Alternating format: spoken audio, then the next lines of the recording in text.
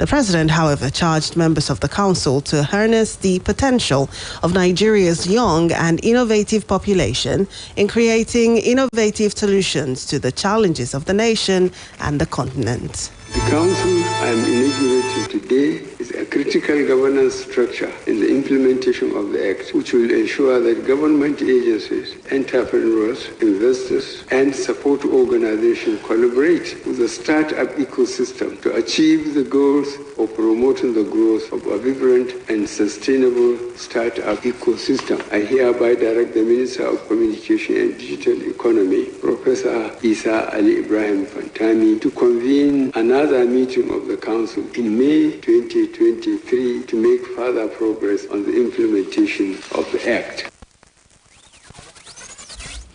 According to him, the Startup Act was developed in collaboration with his office, the Federal Ministry of Communications and Digital Economy, with support of the tech ecosystem. Similarly, the federal government has approved 320 billion naira as the 2023 intervention funds for public tertiary education institutions in Nigeria. The approval was made public by the Executive Secretary of Tertiary Education Trust Fund, TET Fund, Sonny Echono, at an annual strategic planning workshop with all heads of beneficiary institutions in Abuja. According to the TET Fund boss, the disbursement represents the highest benefiting institution, and from the 2023 intervention circle, each university would receive 1.1 billion naira. Polytechnics would get 699 million, and colleges of education would get 800 million naira as well. Echono also revealed that the sum of 1.7 trillion naira has been disbursed as education tax collection since 2015 to date. The federal government has secured $800 million World Bank facility for fuel subsidy removal palliative. Minister of Finance, Budget and National Planning, Zainab Ahmed, made the disclosure while fielding questions from reporters after the Federal Executive Council FEC meeting presided over by President Muhammadu Buhari. She also explained that the money was the first tranche of palliatives to be disbursed through cash transfers to about 50 million Nigerians who belong to the most vulnerable category of society. We made that provision to enable us exit fuel subsidy by June 2023. We're on course. We're having different stakeholder engagements. We've secured some funding from the World Bank. That is the first tranche of palliatives that will enable us give cash transfers to the most vulnerable in our society. The Senior Special Assistant to the President on Media and Publicity, Garba Shehu, also revealed that the federal government approved 2 contracts for the supply and installation of information and communication technology components and digital assistance devices ahead of the population and housing census slated for May 3rd to 5th. For the contract for the development and the implementation of mobile device management solution for the personal digital assistance devices that will be used for the 2023 population census. This is in the sum of about 4.4 billion naira. Well, away from that, the Chief of Army Staff, Lieutenant General Farouk Yahaya, has said the Nigerian Army has the capacity and moral strength to deliver on its constitutional mandate, adding that there is no lawful task beyond the Nigerian Army's capacity. Yahaya, who spoke at the closing ceremony of the 3rd quarter Chief of Army Staff Conference in Abuja, said the military was on course towards self-sufficiency in defense productions. He commended troops for their commitment and sacrifices across theaters of operations and the recently concluded general elections. The Army Chief, while commenting on the Army's preparation towards the May 29 handover parade, also charged the soldiers to sustain the tempo in the defense of the nation. The Nigerian Institute of Medical Research, NIMR, and other stakeholders in the country have launched the Canada-Africa Mpox Partnership Camp. The project is in partnership with the Canadian Institute of Health Research, CIHR, and the International Development Research Centre, IDRC. During the event, the Director General of NIMR, Professor Babatunde Salako, said the Nigeria Consortium would work with their Canadian partners to help inform the clinical and public health response to local and global epidemic of Mpox.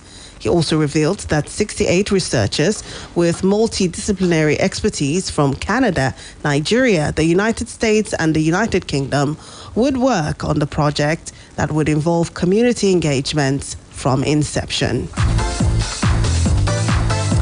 The Federal Road Safety Corps has set up more than 200 mobile courts to persecute traffic offenders during the Easter Special Patrol operations across the country. Corps Public Education Officer BC Kazim disclosed this in a statement revealing that the mobile courts will set up towards ensuring a safe and smooth Easter 2023 celebrations.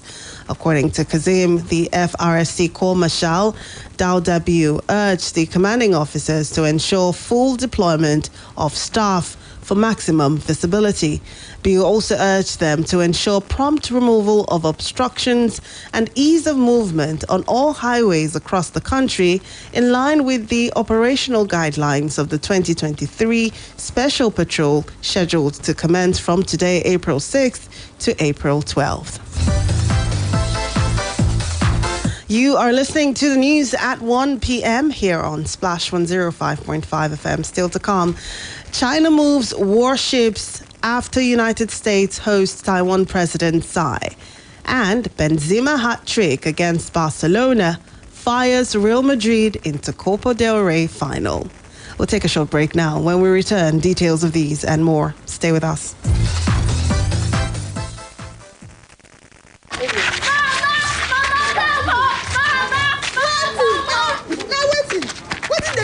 Like this, eh? Mama, don't tell her. I don't tell her say make she go throw away the dirty for junction. Then she they tell me say the children for the other yard they laugh am. Say with dirty say na wetin they call sickness be that. Mama na true now. Then they try their dirty for nylon bag. Make us come back and see they don't pay. We no talk say for their area. Me borrow the bag and put for where they born now. Only we remain. I don't tire. You don't tire. So now who go throw one? Make Bobo go. Me lie. You see, Mama help me now. You where so? I beg. Pack your dirty well.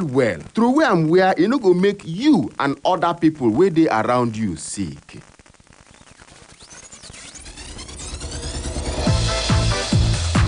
Well, thank you so much for staying with us on the news at 1 on Splash 105.5 FM. Turning now to the foreign scene. China has launched military drills in response to a much-anticipated meeting between Taiwan's President Tsai Ing-wen and U.S. House Speaker Kevin McCarthy.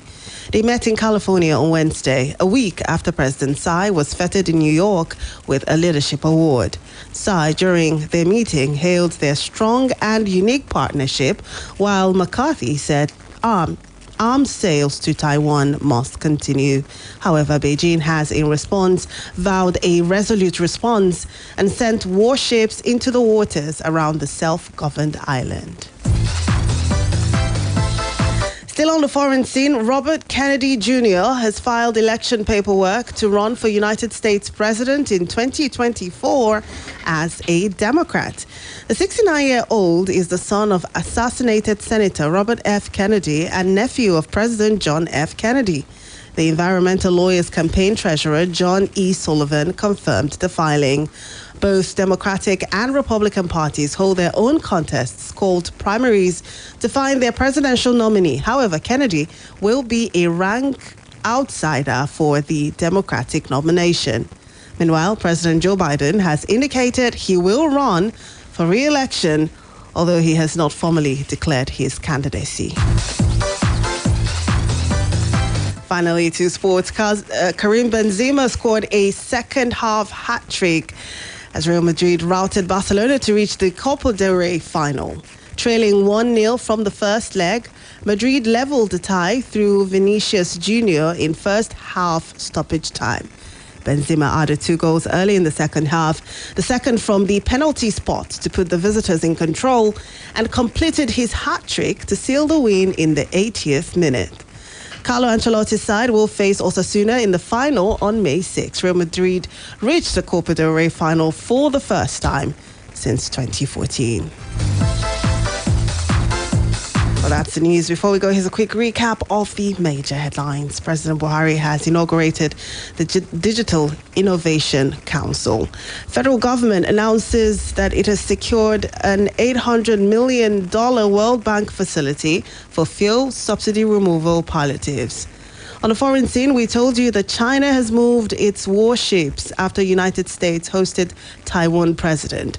While in sports, you heard that Benzema's hat trick against Barcelona fired Real Madrid into Copa del Rey final. For more details on the news, you can visit our website on www.splashfm1055.com. Now you can download the Splash FM mobile app on iOS and Google Play Store to listen live, get news updates, and opinion poll. You can also report an event live to us through the iReport feature. To download, simply go to any of the stores mentioned, search for Splash FM 105.5, and then click the download button. Well, that's the end of the news. On this hour on Splash 105.5 FM, the Integrity Station, and the best radio station in the southwest of the country. The news editor is Tunde Olawu, assisted by Babatunde Moronkeji. I am Charity Jerome. Good afternoon, and thank you for listening.